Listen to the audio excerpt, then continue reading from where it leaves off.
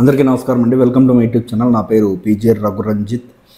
ఇవాళ మన టాపిక్ ఆంధ్రప్రదేశ్ పౌర సరఫరాల శాఖ జూన్ 1వ తేదీన మనకి రేషన్ షాప్స్ మళ్ళీ రీస్టోర్ చేశారు. దాదాపు 29,000 రేషన్ షాప్స్లో బియ్యం సహా ఇతర మనకి సరుకులు అక్కడి నుంచి సరఫరా జరిగే ఒక కార్యక్రమాన్ని మొదలుపెట్టారు నాదెండ్ల మనోహర్ గారు. సో దానికి సంబంధించి గతంలో మీరు కనుక చూస్తే ఈ మొబైల్ డిస్పెన్సింగ్ యూనిట్స్ MDUs అని ఉండేవి. సో ఆ MDUs వల్ల కలిగే నష్టం ఏంటంటే అంటే యాక్చువల్గా అధికారులు చెప్తున్న లెక్కల ప్రకారం 9,000 వ్యాన్స్, 9,260 వ్యాన్స్లో దాదాపు 1,800 కోట్లది. 9,260 వ్యాన్స్లో ఓన్లీ 3,000 మాత్రమే ఆన్ రోడ్ ఉండేది. అది కూడా గ్యారంటీ లేదు, ఉంటుందో రాదో, వస్తుందో రాదో తెలియదు. అండ్ వస్తే ఎంతసేపు ఉండదో తెలియదు, ఒక్కోసారి అందులో స్టాక్ లేకుండా ఇట్లా ఉండేది. కానీ దీనికి కలరింగ్ ఏమి ఇచ్చాడు వైఎస్ జగన్మోహన్ రెడ్డి గారు అంటే, ఇది మేము డోర్ డెలివరీ చేస్తాం ఆ రేషన్ని అని చెప్పి దాన్ని ఒక బ్రాండింగ్ స్ట్రాటజీగా వాడుకున్నారు జగన్మోహన్ రెడ్డి గారు. ఐపాక్ స్ట్రాటజీ అది ఆఫ్ కోర్స్. జగన్మోహన్ రెడ్డి గారికి ఇట్లాంటి ఆలోచనలు రావు కదా, వాళ్ళకే వస్తుంది ఇట్లాంటివి. మీరు చూస్తే వేరే రాష్ట్రాల్లో కూడా ఐపాక్ పనిచేసిన ఇతర రాష్ట్రాల్లో కూడా ఈ స్ట్రాటజీ ఉంటుంది. సో నార్మల్గా జగన్మోహన్ రెడ్డి గారు ఇది అనుకున్నారు, ఇట్లా చేద్దామని చెప్పి ఒక ఆలోచన అనుకున్నారు. అది ఎలా అయిపోయింది, ఆయన ఏ ఉద్దేశంతో చేసిన, మంచిగా చేసినా చెడుగా చేసినా అది ఇంప్లిమెంటేషన్ అన్నది సరిగ్గా జరగల. అప్పటి పౌర సరఫరాల శాఖ మంత్రి చంద్రబాబు నాయుడు గారి మీద, లోకేష్ గారి మీద, పవన్ కళ్యాణ్ గారి మీద పెట్టిన శ్రద్ధ, ఎవరు కొడాలి నాని గారు పెట్టిన శ్రద్ధ పౌర సరఫరాల శాఖ మీద పెట్టల. అందుకని దాని ఎఫెక్ట్ మీరు చూస్తుంది. సరే, రేషన్ డీలర్స్ చాలామంది నాదెండ్ల మనోహర్ గారిని కలిసినప్పుడు వాళ్ళ ప్రాబ్లమ్స్ వాళ్ళు చెప్పుకుంటున్నప్పుడు దాదాపు 29,620 రేషన్ షాప్స్ అనుకుంటా మొత్తం ఉన్నది. సో అన్ని రేషన్ షాప్స్లో దాదాపు వాళ్ళు కలిసి నాదెండ్ల మనోహర్ గారితో వాళ్ళు కలిసి మాట్లాడినప్పుడు ఆయన దానికి ఒక సొల్యూషన్ తీసుకురావడానికి ఏం చేశారంటే, ప్రజలకి ఎవరైతే రేషన్ వినియోగదారులు ఉన్నారో వాళ్ళతో IVRS కాల్ పెట్టాడు. అంటే ఆ IVRS కాల్ సర్వే అని వచ్చింది యాక్చువల్గా. ఆ సర్వే ఏంటంటే అసలు రేషన్ ఎంతమందికి అందుతుందని తెలుసుకోవడానికి. సో దాంట్లో ఆ సర్వేలో రిపోర్ట్లో తేలింది ఏంటంటే దాదాపు 30% మంది వినియోగదారులకు అసలు ఆ సరుకులు అందట్లా, రేషన్కి సంబంధించిన సరుకులు. మరి జగన్మోహన్ రెడ్డి గారు శుభ్రంగా డోర్ డెలివరీ చేసామని చెప్పారు. అబద్ధాలటు ఉంచితే ఈ ఫోటో చూడండి. డోర్ డెలివరీ చేస్తుంటే ఎండలో ఎందుకు నిలబడ్డారు ప్రజలు అక్కడ? అబద్ధం. ఎవిడెన్స్ లేకుండా నేనేం మాట్లాడను, 100% మాట్లాడను. లియో న్యూస్తో వీడియో వేస్తా, చూడండి వీడియో. విశాఖపట్నం నుంచి మీరు అందరూ ఇక్కడ ఎందుకు నుంచున్నారు? కొంచెం గట్టిగా చెప్పండి. అదేంటి ఇంటింటికి రేషన్ అని చెప్పారుగా నవరత్నాల్లో? ఒకళ్ళు చెప్పండి.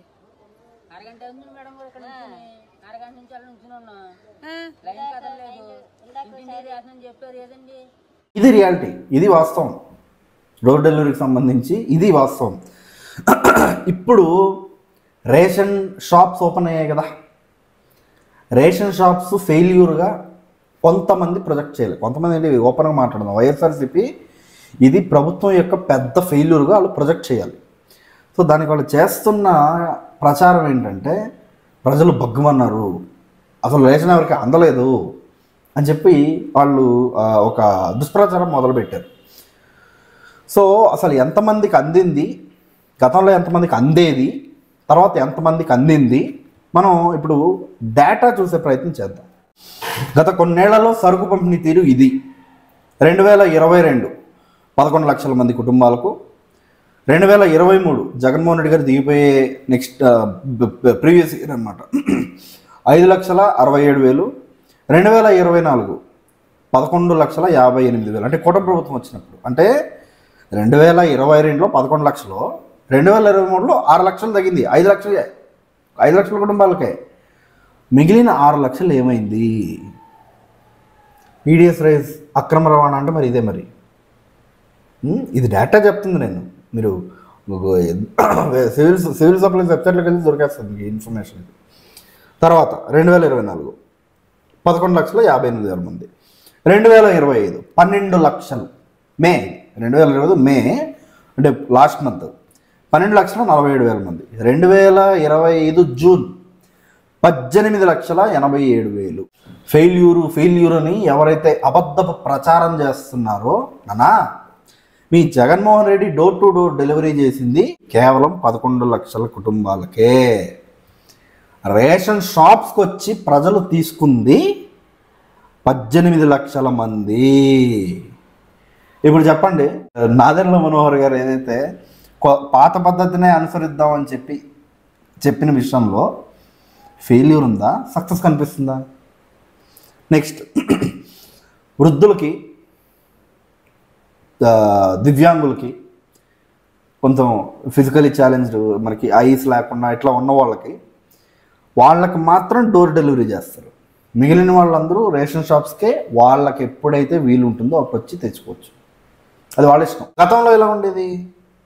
అది ఎప్పుడు వస్తుందో తెలియదు, వస్తే అందులో స్టాక్ ఉంటుందో లేదో తెలియదు. కొన్నిసార్లు అయితే బండి రోడ్లో ఆగిపోయిన పరిస్థితి, చాలా బళ్ళు అసలు పని చేయని పరిస్థితి.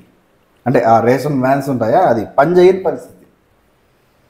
దాన్ని కంప్లీట్గా 1800 crores పెట్టి పెద్ద జెండా ఊపి జగన్మోహన్ రెడ్డి ప్రజా డబ్బుని దుర్వినియోగం చేశాడు.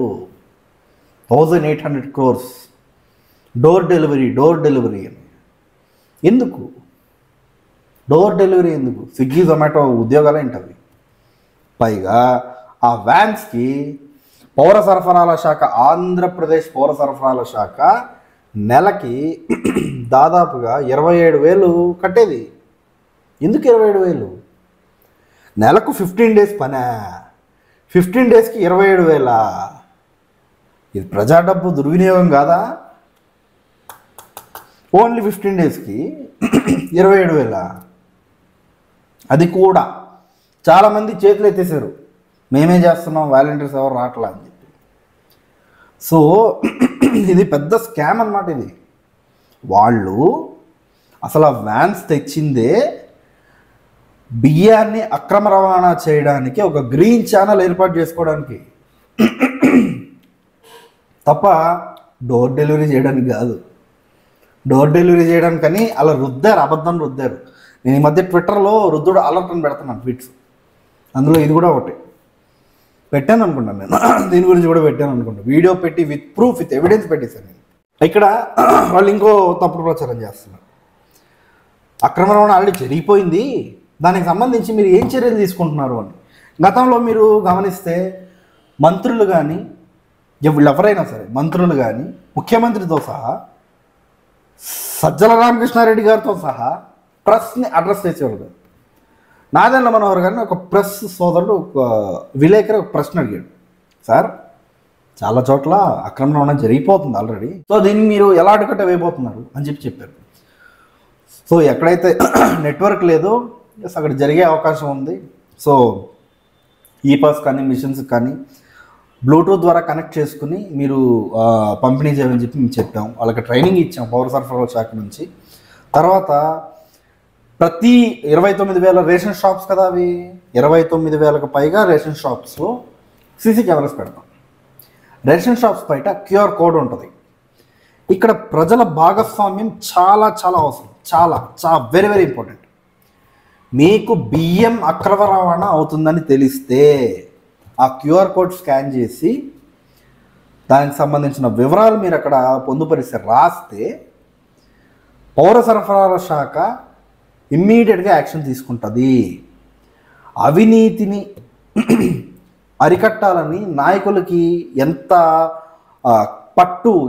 పట్టుదల ఉంటుందో ప్రజలకు కూడా అంతే ఉండాలి, లేకపోతే అది జరగదు. ప్రజలు అవినీతిని కోరుకుంటే అవినీతి నిర్మూలన ఎట్లా జరుగుద్ది? మీ దగ్గరున్న రేషన్ షాప్లో అక్రమ రవాణా జరుగుతుంది, QR కోడ్ స్కాన్ కరో, మొత్తం రాయండి. మీకు కుదిరితే ఆ ఫుటేజెస్ మీరు ఫోన్ ఇట్లా దాచిపెట్టి ఇట్లా తీయగలిగితే, ఇట్లా మాట్లాడుతున్నట్టు, లేకపోతే ఇట్లా పెట్టుకుని అలా మీకు నిజంగా తీయగలిగితే మీరు తీయండి. ఆ ఫైల్స్ మీరు అప్లోడ్ చేయండి, యాక్షన్ విల్ బి టేకెన్. అక్కడ ఉన్నది నాదెండ్ల మనోహర్ గారు. అలా నాన్నగారికి అసలు అవినీతి మచ్చలేదు, 3 కమిషన్లు వేశారు ఆయన మీద. అలాంటి వ్యక్తి కొడుకేను. సో నాదెండ్ల మనోహర్ గారు చాలా స్ట్రిక్ట్గా చాలా స్ట్రాంగ్ యాక్షన్ తీసుకుంటారు దీని మీద. ప్రజల సహకారం అవసరం. పీడిఎస్ రైస్ అన్యాక్రాంతం అయిపోకుండా, అన్యాక్రాంతం కూడా కాదు, అది పక్క దేశాలకు అమ్మేయడం. ఎవడో మనం పండించింది ఎక్కడికో ఇస్తున్నాం మనం. సో ఇది ఖచ్చితంగా ప్రజల భాగస్వామ్యం అవసరం ఉంది దీంట్లో. తర్వాత ఇప్పుడు వీడియో వేస్తా చూడండి. మాజీ మంత్రి దేవినేని ఉమ ఆడంటాడు సన్నాసి సన్న బియ్యం ఇస్తానని చెప్పి. ఎవడో చెప్పాను, నీ అమ్మ మూడుకు వచ్చి చెప్పాను సన్న బియ్యం ఇస్తానని. కొడాలి నాని మాజీ పౌర సరఫరాల శాఖ మంత్రి గారు ఏమంటున్నారండి? ఎవడు చెప్పాడు సన్న బియ్యం ఇస్తాను, సన్నాసి నీ అమ్మ మొగుడు చెప్పాడా అన్నాడు కదా. ఇక్కడ మీకు ఒక నాదెండ్ల మనోహర్ గారు చేస్తున్న ఇంకొక మంచి అభివృద్ధి కార్యక్రమం గురించి మీకు చెప్పాలా. నాదెండ్ల మనోహర్ గారు ప్రతి స్కూల్కి, ప్రతి పాఠశాలకి, ప్రతి హాస్టల్కి సన్న బియ్యం సరఫరా చేయబోతున్నారు. ఫైన్ క్వాలిటీ రైస్ ఇక మీద చిన్నపిల్లలు దాన్ని తింటారు. గత ప్రభుత్వం చెయ్యంది ఈ ప్రభుత్వం చేస్తుంది. నాదెండ్ల మనోహర్ గారు ఈ నిర్ణయం తీసుకున్నారు. అండ్ గత ప్రభుత్వంలాగా ఈ పౌర సరఫరాల శాఖ మంత్రి నీ అమ్మ మొగుడు బొచ్చు ఇట్లాంటి మాటలు మాట్లాడకుండా కేవలం కంటెంట్, ఆయన ట్విట్టర్ అకౌంట్ చూస్తే ఏంటి అసలు ఎక్కడ అసలు ఆయన శాఖకు సంబంధించి తప్ప అసలు ఇంకేముండదు. ఏం మాట్లాడడం, మంచి రాజకీయాలు మాట్లాడు. ఇక్కడ కేవలం ఆయన శాఖకు సంబంధించిన అంశాలు మాత్రం మాట్లాడతాడు. ఆ డేటా వేస్తాడు. ఆ డేటా ఎక్కడంతో నేను వెళ్ళి ఎత్తుక్కోవాలి, అది గతంలో ఏం జరిగింది ఇప్పుడు ఏం జరిగింది మనకు ఆ కంపారిజన్ కావాలి కదా. దానికి ఏంటి మనిషి ఇంత డెడికేటెడ్గా వర్క్ చేస్తున్నాడు అంటే, చాలా ప్రొఫెషనల్గా ఉన్నాడు, చాలా ప్రొఫెషనల్ పాలిటిక్స్ చేస్తున్నాడు ఏంటి అనిపిస్తుంది నాకు నాదెండ్ల మనోహర్ గారిని చూస్తూ ఉంటే. So thanks for the inspiration sir Nadendla Manohar గారు. సో అది వీడియో. ఆంధ్రప్రదేశ్ పౌర సరఫరాల శాఖ మంత్రి రేషన్ షాప్స్కి సంబంధించి తీసుకున్న నిర్ణయాల మీద కమెంట్ రూపంలో తెలియచేయండి. అలాగే మీరు గతంలో ఎండియు వ్యాన్స్ వచ్చేవి కదా, ఆ ఎండియు వ్యాన్స్ వచ్చినప్పుడు మీరు ఎలాంటి ప్రాబ్లమ్స్ ఫేస్ చేస్తే కూడా మీరు కమెంట్స్లో తెలియజేయండి. I would love to read your comments. ఆ ప్రాబ్లమ్స్ని నేను మేబీ అది నాకు ఎక్కువ శాతం కమెంట్స్ వస్తే ఆ కమెంట్స్ని నేను మళ్ళీ మీ ముందు పెట్టి నేను ప్రజలందరికీ చూపించే ప్రయత్నం చేస్తాను. Thank you. జై జనసేన, జై హింద్.